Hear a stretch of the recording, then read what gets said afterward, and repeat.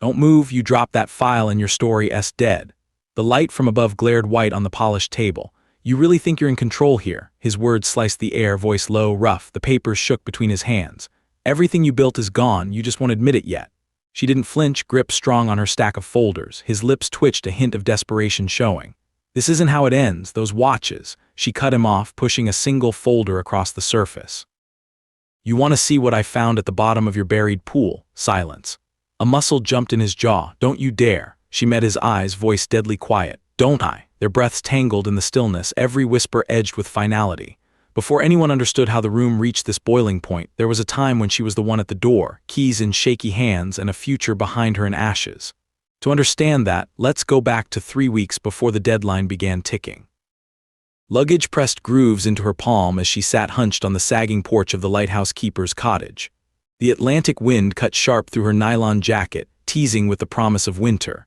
She counted the dwindling bills in her wallet, $54, a tattered credit card, and her phone's cracked screen flickering a text she dared not open. Someone else, her ex-husband, now lived in the Manhattan apartment she once called home. Even her own grown daughter wouldn't answer her calls, the gulf between them wide as the churning sea below. No editor wanted her articles anymore. Conflict of interest, Allison, the last one had said, not bothering to keep pity out of his voice. You chasing ghosts about your late husband isn't news, maybe lay low for a while. As if laying low would erase 30 years of marriage, each year like varnish over secrets. A battered yellow sedan rattled up the gravel path, scattering sea stones. Allison Hallbrook, a round man, stepped out, gray hair combed back in greasy streaks. He wore a tired tie, court papers in one hand. I'm from Sutherland and Green, can I come up? She nodded, too tired to care if her eyes were rimmed red. He glanced over the crumbling porch. It's about your late husband's estate. Allison's chest tight. All that remained had been picked over by lawyers months ago. There's one more thing. He rifled in his satchel, produced a peeling folder. He left you a parcel in the Adirondacks, some old orchard property, not even apples left to hear the caretaker tell it. The air cooled further. Thank you, she managed, uncertain whether it was a joke. He shrugged. They say the trees are dead, land's unsellable. Most just abandon these things, guess you get the keys. He handed her a tarnished ring with a faded maple tag and a thin manila envelope with directions scrawled on the back. The page inside bore only 6 words: south fence, pool, lining cracked, listen. She sat stunned on the porch steps. He never even told me about this. The lawyer was already turning back to his car. Sorry, ma'am, sometimes the dead talk loudest. If you've ever stared down the remnants of a life someone else tried to erase, this is for you. 2 days later, the twilight bled purple and blue over the snaking roads of upstate New York. Allison's car, trunk rattling with the last of her possessions, a typewriter, battered notebooks, 2 boxes of court files, chugged past the moss-splattered sign, Trail Crest Orchard, ESD, 1923. The trees beyond the fence hunched gray and gnarled, bare even of lichen. Frost clung to hollowed trunks. The farmhouse's shingles curled, boards sighing with every gust. As she parked, a memory leapt up. Her husband, Joel, pouring out drinks for a city crowd, telling tales of deals and failure, charm filling every silence. He'd never mentioned a single word about orchards. She approached the house, the key cold and heavy in her grip. Her phone vibrated, unknown number. She ignored it, focusing instead on the envelope. South fence, pool. She skirted the sagging veranda, boots crunching resinous needles, until a faded stone path curved off behind the house. There, behind a rotting pool fence, crouched what had once been a swimming pool, empty, cracked, and half-choked with spoiled leaves. Shadows pooled at the bottom, the concrete slouching toward one edge. Sliding down into the basin, brushing damp grit from her hands, Allison pressed a palm to the broken lining where the words "listen" had been scratched so faintly it could have been accident. The world above fell away, leaving just the sound, a faint hollow under her palm. Beneath the concrete, air. Heart hammering, Allison wrenched on the lining's cracked edge. Flakes of blue tile slewed away, revealing a metal ring. She worked her fingers under, heaved. With a clatter, the panel flipped up and cold, musty air rushed out carrying a ghost of metal. Gasping, she peered into darkness shafted with light, a runged ladder disappearing into a tunnel. Nobody ever mentioned a tunnel. She hesitated only a moment longer, then slung her bag over her shoulder and climbed down, boots clanking against old steel. The world sealed overhead. It was colder beneath, the smell of wet stone thick in the hush. Flicking on her phone's flashlight, Allison followed the passage. Earth walls, crisp with frost, leading sharply north. Every step echoed. 30 feet in, her light died against a steel door. She ran gloved fingers across a rust-furred handle, pausing at a faint tag bolted above in her late husband's handwriting, for when silence finally matters. A chill ran down her spine. She tried the key. The lock turned, the door creaked open, her heart did not slow. Inside, coffin-sized, dust blanketing every surface, waited a battered army locker. She hauled it open, breath quickening. Velvet pouches slid silver against Wellington boot soles. Not apples, not receipts, not another taunt from a vanished man. A trove of antique watches, shimmering dials reflecting the thin shaft from her torch. Patek Philippe, Audemars Piguet, glittering in the dust. More watches than her husband ever earned, even at the height of his charm. She thumbed a yellowed receipt dated 1998 tucked into one velvet case. Not Joel's handwriting. "Didn't want anyone to know, did you?" she whispered. A sudden metallic click behind her made her whip around. Footfalls. She pressed herself to the side, body taut, just her own shadow, long and wavering. She pocketed the watches, half afraid they'd vanish if she blinked. On top of the pile rested a sealed envelope, addressed only to A when it has to be you. Allison's hands shook as she slid her thumb under the wax. Her husband's voice sounded in her mind as she unfolded the single trembling page. "Hey. By now you know I was not the man you thought. There is another life beneath our own, one I never let daylight touch. If you found these, you've got less than a month before they close in. I did this for us, for both families. But the orchard, the tunnel leads north. Listen for the bells, you'll know the truth." Jay. Shock prickled up her neck. Both families. She scanned the locker for names, clues, but found only notarized slips, shreds of correspondence signed L. Strathmore and R. Martin. Her fingers unfolded a faded Polaroid. Her husband, 20 years younger, posed with a woman Allison had never met. And behind them, a farmhouse unmistakably from the orchard, except the trees were alive and strangers crowded behind. Blood roared in her ears. He had a whole other life. A voice over her shoulder, faint and rusting with disuse, echoed, "You down there?" Allison whirled, adrenaline shoving her words out. But it was only the wind above, pooling in through the broken lining. She stared at the box of watches, overwhelmed. She needed help, but who could she trust? She clambered up the ladder, blinking against the flat daylight. Her car, cold as a crypt, waited at the edge of the drive. Allison pressed the plastic-wrapped watches to her chest, mind racing. Suddenly, her phone buzzed again, blocked number persistent. On reflex, she answered. Allison Holbrook. Her name sharp and precise. "This is Addison Coyle from the New York Times Business Investigations desk. You don't know me, but your husband's name just hit our desk in a sealed file. We're 2 steps behind some very interesting men. You're sitting on something, aren't you?" Allison gripped her steering wheel, knuckles white. "Why would I talk to you?" Addison's voice brisk. "Because the clock's ticking on a 7-figure fraud under your husband's companies and someone is trying to bury the evidence. If you want justice, you've got 3 weeks. Otherwise, it all dies with you." Allison pulled in a shaky breath. "What would it take for you to get up here?" 2 hours and decent coffee, Addison replied, only half joking. "But I need your files. You have to decide now before the attorneys seal everything. There are at least 15 people whose pensions, homes, and futures are tied up in those holding companies. If you've got access, I've got the reach." Allison stared through the windshield. The map flickered on her phone. Statute of limitations, 21 days. A wind battered the orchard, scattering dead leaves. "Okay," she whispered, "I'm in." 6 hours later, Addison arrived, brown curls peeking from under a wool cap, clutching 2 silent laptops under one arm. They sat cross-legged on creaking floorboards in the oasis of a sunbeam, the watches arrayed on a plaid blanket. Addison slid over a battered legal pad. "Show me what you found, no, don't hold back." Allison spread the cards, receipts, hidden photographs, notes penned in hurried script. Joel kept telling me he was traveling for consulting gigs. Turns out he was buying up old properties with these men, L. Strathmore, R. Martin. Thing is, none of them match the names in our family records. Look at this tunnel map. There's a section that jumps under the fence here, see. Addison's brow furrowed.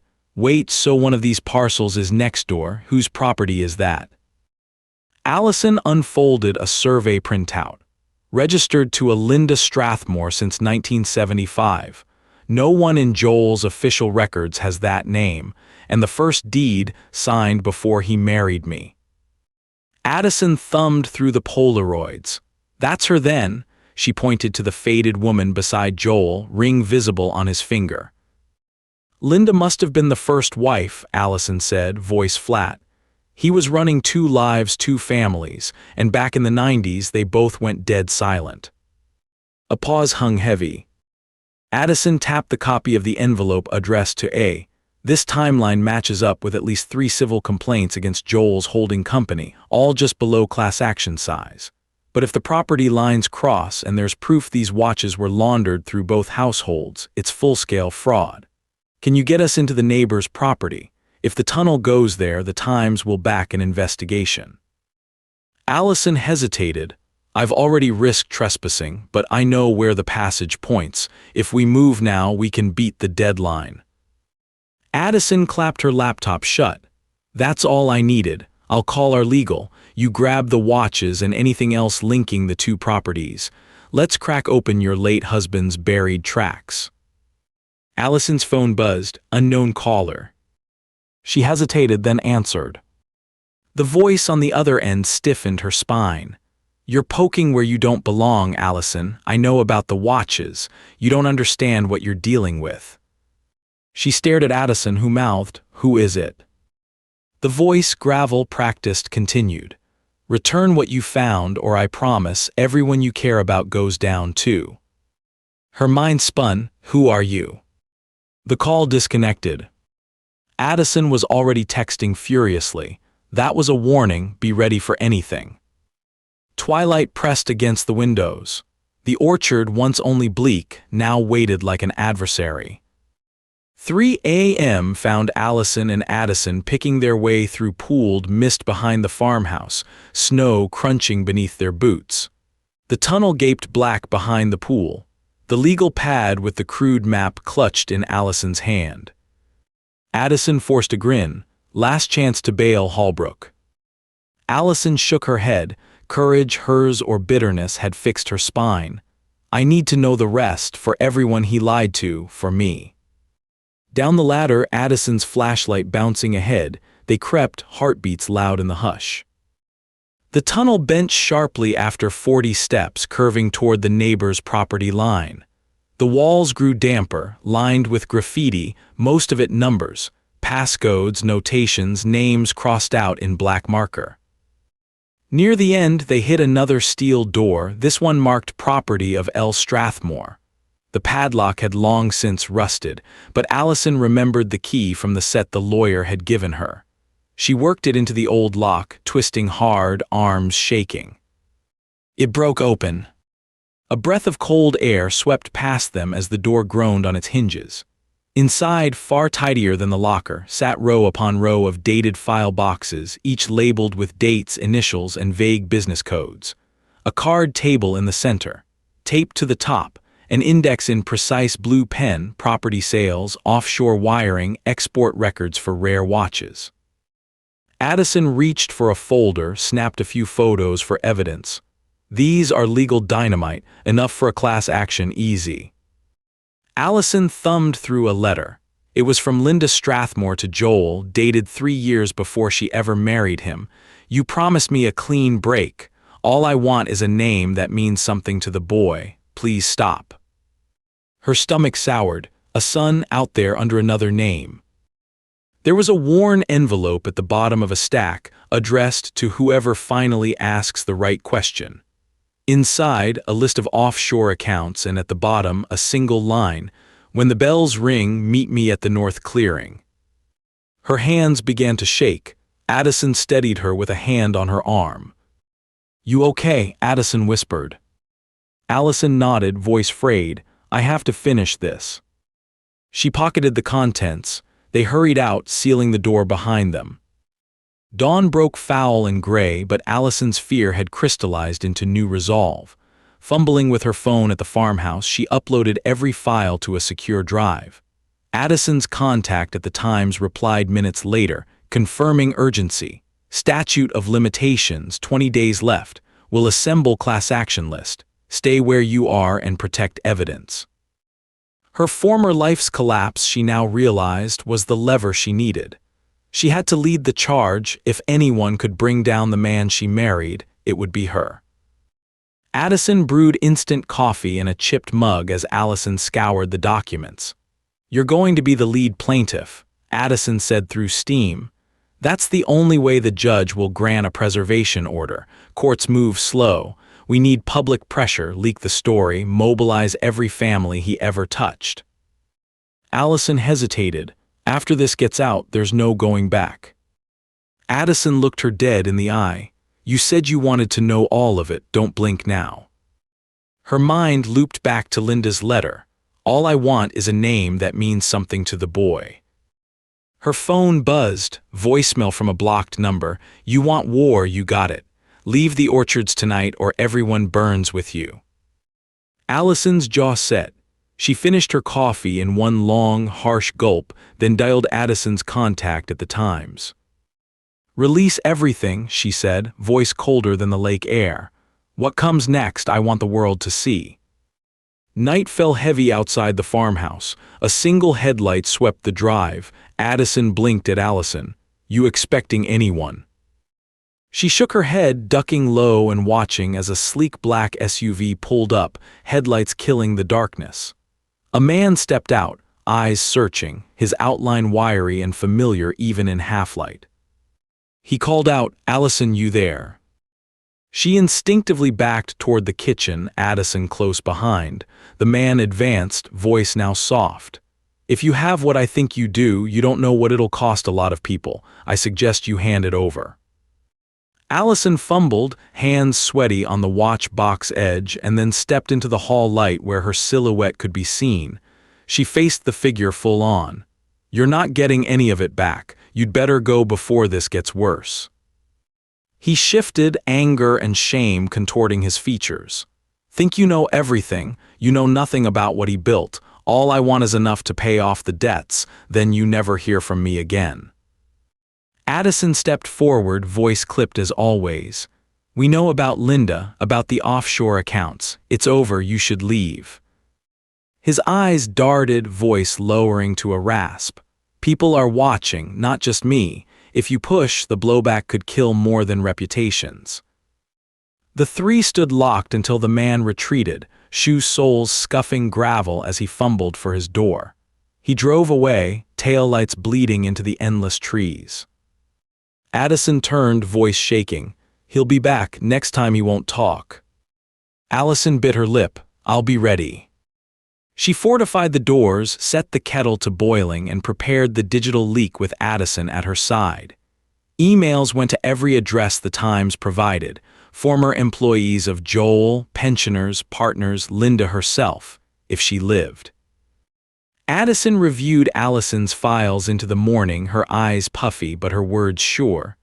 "By sunup tomorrow, this all goes public. You'll get calls, threats, maybe even lawsuits, but the court of public opinion moves faster than a judge." Allison finally lay down, staring at the cracked ceiling. "Justice, I just hope someone else gets it too." Addison sat up, twirling her coffee. "And if the statute of limitations expires?"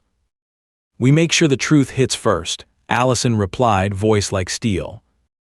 Over the next days, the Times investigative team descended, files flew, attorneys called in on all sides. Plaintiffs, 15, then 20 signed on. The last chance to claim restitution was now a sprint. Allison spent hours in calls with lawyers, painstakingly piecing together the full story. Each revelation pointed to a dazzlingly complex fraud: watches smuggled through commercial real estate, laundered pensions, false property histories. Joel, it turned out, was the linchpin in a web stretching back decades. Addison, meanwhile, tracked down Linda Strathmore. She was living under a different surname 2 states away, but the documents were enough to rouse her. "I want nothing but what's owed to my family," Linda said in a trembling voicemail, her voice echoing like a ghost's through Allison's phone speaker. No revenge, just daylight. The darkest secret, though, came in the form of a D and a lab result plucked from one of Joel's old hospital forms. There was indeed another child, now grown, who had never learned their real parentage. Addison raised her mug. He left a house of cards and 2 entire lives he could never reconcile. No wonder he tried to erase both. Preparations shot forward. The Times ran a lead-in headline: 2 families, 1 fraud, the watches beneath the orchard. The legal team set up a class action framework with Allison's name at the front, her voice now attached to every statement issued. Her own daughter, who had severed contact since the divorce, called the night before the main confrontation. There was tremor in her tone. "Mom, I saw the story. You're on TV, are you all right?" Allison, trying to steady decades of pain, managed, "I'm in the middle. I can't stop." A long breath on the line then, "Be safe, I hope it's worth it." And in the center of it all, Allison wondered, worth it? To disentangle truth from the loneliness and anger, to let daylight burn through layer after layer. The final summons came. Civil hearing in Warren County, claustrophobic courtroom with oak-paneled walls and the click of many cameras outside. Allison dressed in borrowed black, no jewelry, no symbols of the past. Addison hovered beside, laptop slung over her chest like armor.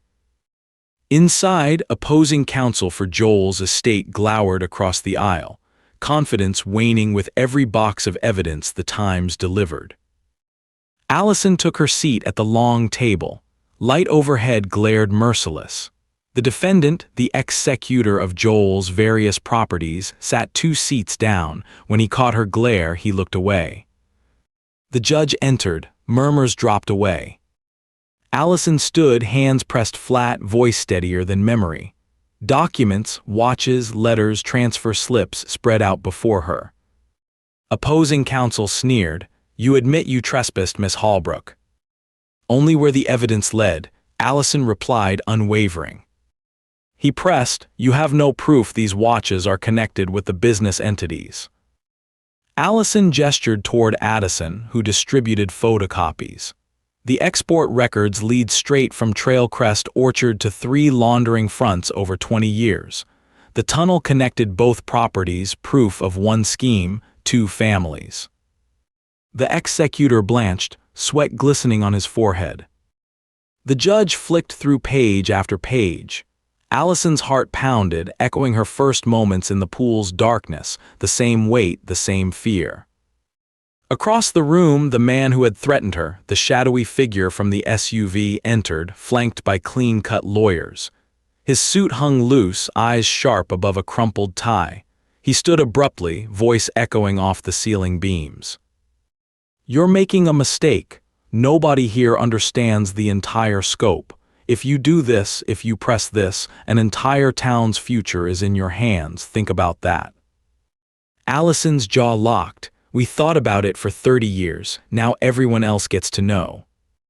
He charged toward the witness table. "Don't move. You drop that file and your story's dead." His tone, more desperate than before, reverberated. "You really think you're in control here?"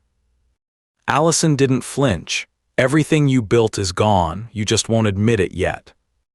He looked at the boxes of evidence, hands trembling. "This isn't how it ends, those watches." She pushed a folder toward the judge. "You want to see what I found at the bottom of your buried pool?" A hush rippled through the room. Cameras clicked, pens poised. He hissed, "Don't you dare." She met his gaze, voice razor-sharp. "Don't I?" For a second, everything balanced on the folder's edge. Wind whistling across the ruins of Trail Crest, memory and shame and all those years.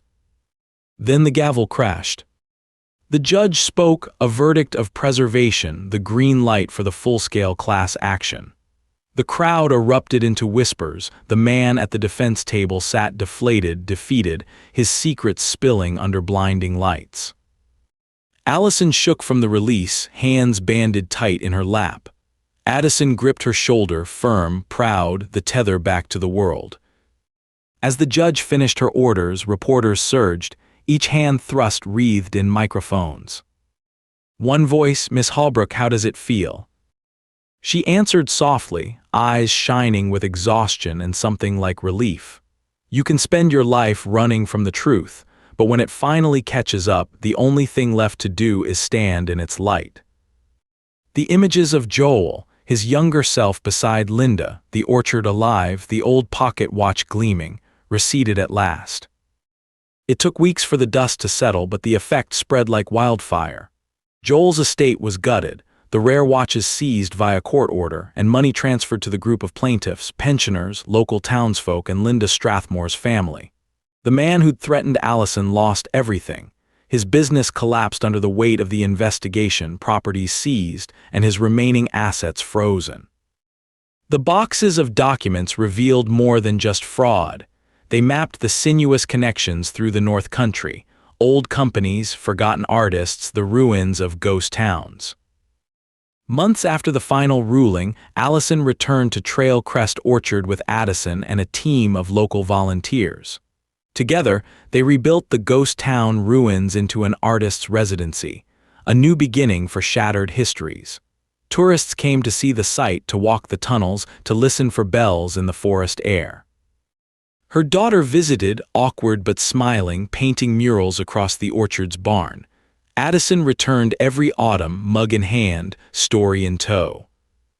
Through it all, Allison learned that what you unearth can break you, until you decide to plant something new in the space you've cleared. So if you wonder whether truth is worth digging for, even when it cuts through your past, sometimes a buried secret is just the start of a different life. All it takes is the nerve to look and the strength not to blink. And when you hear the bells calling from the woods, you'll know the story isn't over. For some of us, that's all the reason we need to keep going. 6 months later, the orchard was alive again. Allison drove up the winding lane, her daughter beside her, the radio humming a wordless folk tune. Where rot once reigned, neat rows of saplings staked the thawed earth. Canvas tents dotted the north clearing, art students clustered in laughter and clatter as dawn crept pink behind the trees. Addison met them at the porch, coffee in one hand, a folder in the other. "Morning, Holbrook family," she called, flashing that crooked time smile.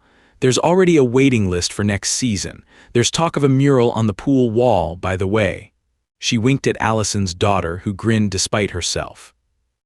Inside, sunlight spilled across the kitchen's battered table. Allison poured coffee, her hands steady on the thermos. "Linda called again," she told Addison quietly. "She's thinking about visiting come spring. Says it's time her son saw what the land became. He's curious about the watches, about his father." Addison nodded, face softening. People are always curious in the end. The secret only ever grows heavier. She slid the folder over, a featured draft, the orchard's second spring.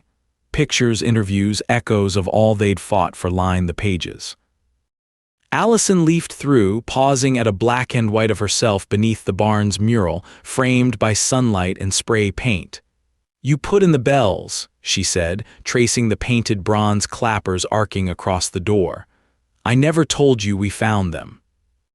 Addison's brows lifted. "You didn't have to. I heard them too, second morning here on the wind off the lake, faint as memory but insistent. You ever find out who hung them?" Allison smiled, a tired contentment settling over her. "Doesn't matter. Every place needs its own warning, the sound that says you can dig as deep as you're willing to stand what you find." Addison lifted her mug, "Here to standing." Their laughter scuffed the old timbers, warm and genuine. After lunch, Allison's daughter wandered the orchard. She returned with a thorny branch studded with buds, cheeks flushed, pockets full of cracked watch gears scavenged from the last of the pool's muck. "You ever think," she asked quietly as dusk threatened, "that if you hadn't come up here, none of us would have met again?" Allison reached, rough fingers closing her daughter's hand over the gears. "Sometimes you have to let the past rot out from under you, but if you dig, if you let something new root, you get fruit you can't predict." Her daughter snorted, then shrugged. "That's the sort of line you de-use in one of your old articles, but I think I get it." She hesitated, then hugged Allison tight, as if afraid to let go. Spring seeped in, greening the brittle grass, coaxing the orchard's wounds toward healing. Calls came from neighbors, former plaintiffs, the town's new council, small beginnings, new offers, a place reborn from what nearly drowned it.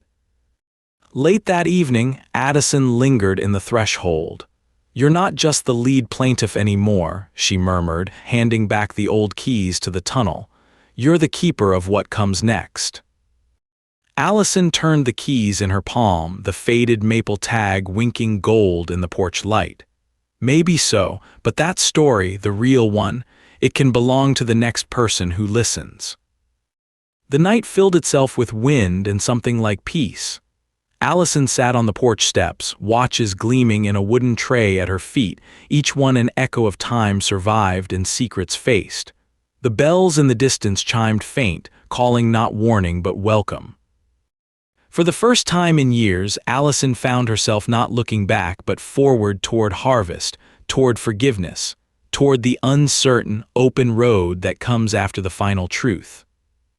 Beyond the fence, sun rising, voices in the field and the orchard, newborn, unburied, just beginning its life again. That night, after the others drifted upstairs or back to tents, Allison stayed on the porch, serenaded by wind and the faint clang of the bells. The tremors in her hands had finally stopped. The orchard creaked and breathed like an old ship coming to rest. She heard the steps approach before she saw her daughter's shadow slip out onto the porch. "Couldn't sleep," Allison murmured, voice low so as not to break the hush. Her daughter shook her head, wrapping her arms around herself.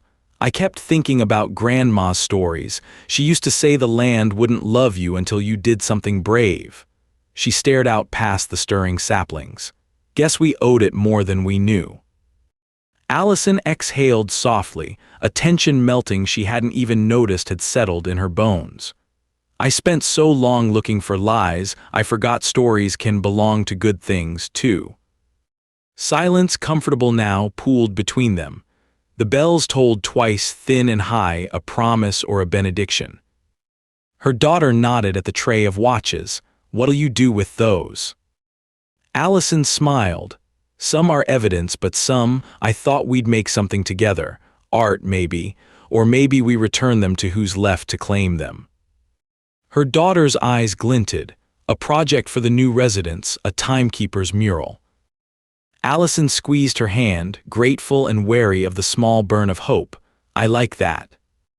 A shape moved at the edge of the lamplight, Addison hesitating, then stepping out with her own mug, looking somehow more at home in the cracked old orchard than Allison imagined possible at their first wary meeting. "Just wanted to say, deadline's passed. You did it." There was a quiver in Addison's voice that wasn't fatigue. "And every story after this one is yours to write how you want." They sat together, three figures ringed by night and possibility, listening as the wind pressed through the new trees. With each bell's echo, Allison found the ache of loss transforming, less an open wound, more a space suddenly ready for something living to take root. In the dark, she finally let herself dream again, not of what was unearthed or what was lost, but everything that just might grow.